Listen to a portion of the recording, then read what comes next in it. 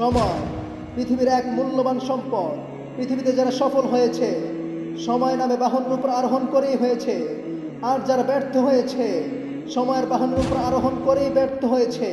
কিন্তু কেন একই বাহনে আরোহণকারী দুই রকম পরিণতি?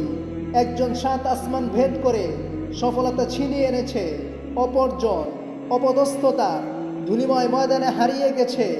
কিন্তু কিভাবে ভিন্নতার প্রাচীর উভয়ের মাঝে ধসে পড়ল?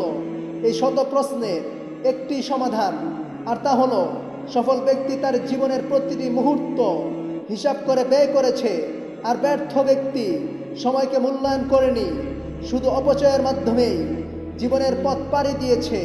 তাই সময় তাকে নির্বোধদের কাতারে নিক্ষেপ করেছে। অবশেষে সে পৃথিবীর সবচেয়ে বড় অপচয়কারীদের অন্তর্ভুক্ত হয়েছে।